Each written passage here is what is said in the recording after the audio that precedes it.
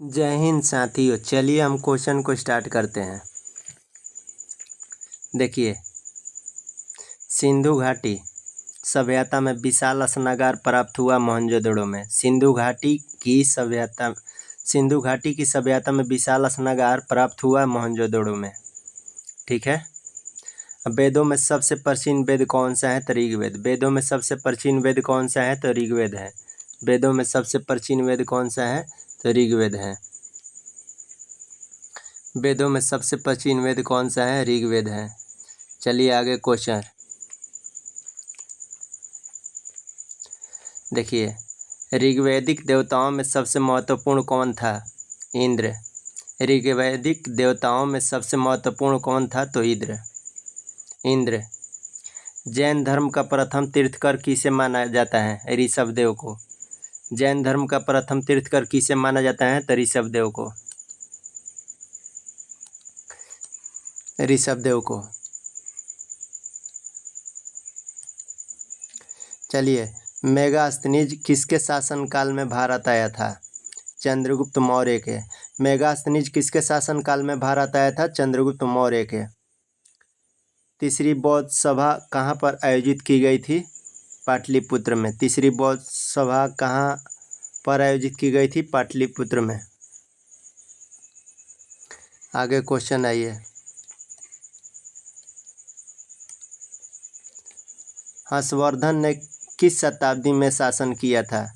606 से 647 ईसा पूर्व में। हर्षवर्धन ने किस शताब्दी में शासन किया था? 606 से 647 एडी में। ठीक है। चोल काल की सबसे प्रमुख विशिष्टता क्या थी?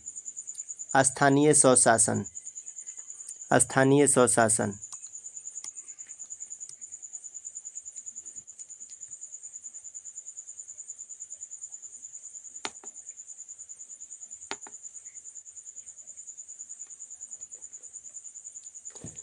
चलिए, मोहम्मद गौरी और पृथ्वीराज चौहान के मध्य तराइन का द्वितीय युद्ध किस वर्ष हुआ था? तराइन का द्वितीय युद्ध 1192 में। तराइन का प्रथम युद्ध पूछेगा तो 1191 में हुआ था। 1191 और दूसरा का युद्ध 1192 में हुआ था। इल्तुतमिश की मृत्यु के बाद दिल्ली का सुल्तान कौन हुआ? रुकनुद्दीन फिरोज हुआ था। चलिए आगे क्वेश्चन चलते हैं।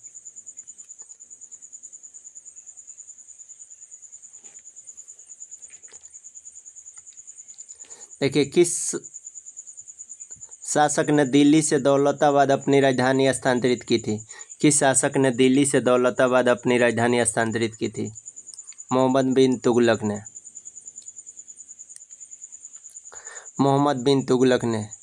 विजयनगर साम्राज्य का सबसे महान शासक कौन था? सदाशिव। विजयनगर साम्राज्य का सबसे महान शासक कौन था? सदाशिव। तबक़ात ए नासिरी किसके द्वारा लिखी गई है? मिनहाज उस सिराज के द्वारा लिखी गई है। तबक़ात ए नासिरी किसके द्वारा लिखी गई है? तो मिनहाज उस सिराज के द्वारा लिखी गई है। चलिए अगला क्वेश्चन पर आइए। देखिए, भारत में चिश्ती सिलसिले के संस्थापक कौन है? भारत में चिश्ती सिलसिले के संस्थापक कौन है? ख्वाजा मोइनुद्दीन चिश्ती हैं। तुलसीदास द्वारा रामचरितमानस अवधी भाषा में किसके शासनकाल में लिखी गई है? अकबर के शासनकाल में लिखी गई है। 2.5 दिन का झोपड़ा किसने बनवाया था? कुतुबुद्दीन ऐबक ने बनवाया था। 2.5 दिन का झोपड़ा किसने बनवाया था? कुतुबुद्दीन ऐबक ने बनवाया था। आज ये अगला क्वेश्चन पर। अलाउद्दीन खिलजी द्वारा बनाया गया अलाई दरवाज़ा किस नगर में है? अलाई दरवाज़ा दिल्ली में है। पूछेगा अलाई दरवाज़ा, ऐसे छूटा भी पूछेगा अलाई दरवाज़ा कहाँ पर है? तो दिल्ली में है। अलाई दरवाज़ा कहाँ है? तो दिल्ली में है। अलाई दरवाज़ा किसके द्वारा बनवाया गया है? तो अलाउद्दीन खिलजी के द्वारा। अलाउद्दीन खिलजी द्वारा बनवाया गया अलाई दरवाज़ा किस नगर में है? तो दिल्ली में है। किसके शासनकाल में मुगल चित्रकला अपने चरमोत्कर्ष पर हैं? जहांगीर के काल में। बाबर ने अपनी आत्मकथा किस भाषा में लिखी है? तो तुर्की भाषा में। बाबर ने अपनी आत्मकथा किस भाषा में लिखी है?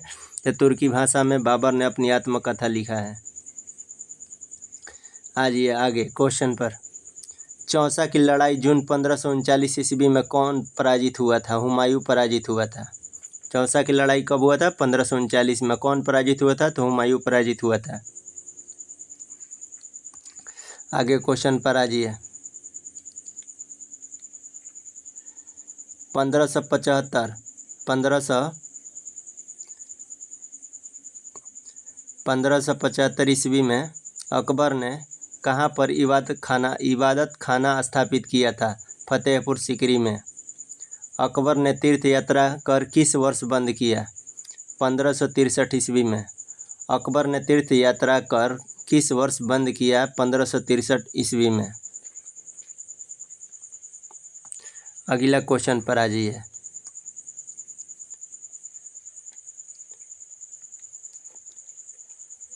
वह सिख गुरु कौन था जिनको औरंगजेब के शासनकाल में मौत के घाट उतार दिया गया था? गुरु तेग बहादुर। सिख के कौवा गुरु थे? गुरु तेग बहादुर। नौवा गुरु थे? नौवा गुरु तेग बहादुर थे सिख के। बीजापुर तथा गोलकुंडा के राज्य किसके शासनकाल में मुगल साम्राज्य में मिलाए गए थे? औरंगजेब के शासनकाल में। स्वराज 74 वर्ष में शिवाजी का राज्याभिषेक कहाँ पर हुआ था? रायगढ़ में। यहाँ क्वेश्चन गलती है। 1674 में शिवाजी का राज्याभिषेक कहाँ पर हुआ था? रायगढ़ में हुआ था।